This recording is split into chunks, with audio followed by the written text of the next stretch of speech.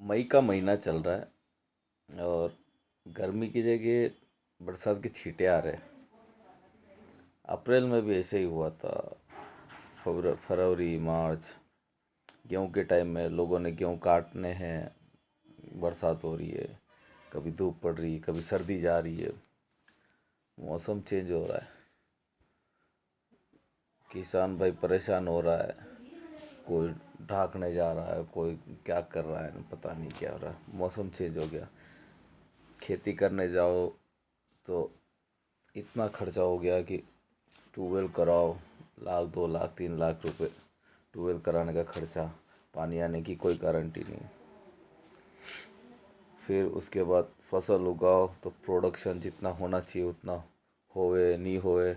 अगर हो जाता है तो ये बेमौसम बरसात मार जाती, बेमौसम सर्दी मार जाती, बेमौसम गर्मी मार जाती।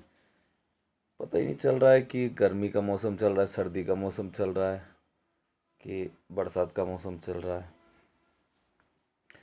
अब अब ये सारी चीज़ें हुई है, प्रकृति डिस्टर्ब हुई है उसकी वजह से।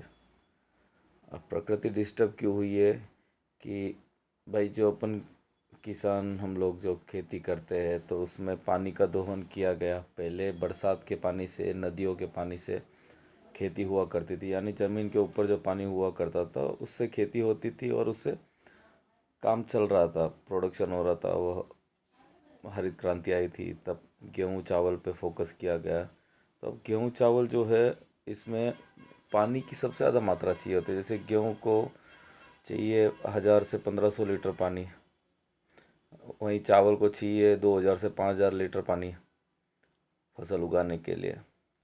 तो अब ये पानी ऊपर ज़मीनों पे तो ख़त्म हो गया, तो लोगों ने ट्यूबवेल कराना, कुएँ का खोदना, ये सब शुरू कर दिया। तो जिससे पानी का जो ग्राउंड लेवल है और धीरे धीरे स्तर नीचे घटता गया और घटता ही जा रहा है। तो इन सब से क्या हो रहा है कि वाटर लेवल घट गया, तो पेड़ पौधों को नुकसान होना शुरू हो गया, क्योंकि पेड़ पौधे कितनी खींच लेंगे, वो मोटरें तो है ही नहीं, आखिर जीव है वो भी। तो उनको पानी मिल नहीं रहा है, पेड़ पौधों को, जंगलों को। तो जिससे वो मर रहे हैं और उससे प्रकृति डिस्टर्ब हो रही है। प्रकृति डिस्टर्ब हो रही है, फिर उसके बाद जो खेती कर रहे हैं तो पैदावार बढ़ाने के लिए खाद का, पेस्टिसाइड्स का इस्तेमाल बढ़ रहा है। वो शरीर को नुकसान करा रहा है। अभी जिम ने गया था तो भाई साहब, एक दिन जिम के आया, 3 दिन बीमार हो गया, दस्ते लग रही, उल्टी लग रही है। और काफ़ी लोगों को ये परेशानी हुई भी होगी।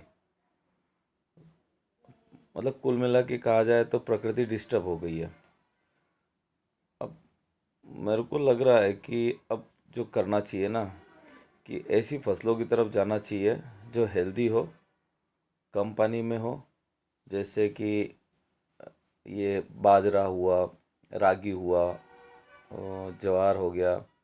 ये ऐसी फसलें हैं ना, इनको बरसात मिल जाए तो भी ठीक, पानी मिल जाए तो भी ठीक, नहीं मिले ठीक है, 42 डिग्री 50 डिग्री टेम्परेचर में भी हो जाती है, सूखा पड़ जाता है तब भी हो जाती है, नुकसान कुछ होता ही नहीं है। इनमें खाद खाद की ज़रूरत नहीं। अभी जैसे मैंने चने बोए थे तो कुछ नहीं किया, सिर्फ एक बार खेत में बो के आ गया। हाँ वो ठीक है, गाय मवेशी वगैरह, मोर वगैरह इन्होंने खाए, उन्होंने नुकसान किया, लेकिन उनसे बचा जा सकता है। प्रकृति के मार से कैसे बचे? अब प्रकृति, लेकिन पानी देने की ज़रूरत नहीं पड़ी। जितना भी मुझे हाथ लगा तो उसमें मैंने सिर्फ एक तो बोने गया था और दूसरा निकालने गया था। इससे ज़्यादा मेहनत नहीं लगी थी और पानी तो मैंने दिया ही नहीं था।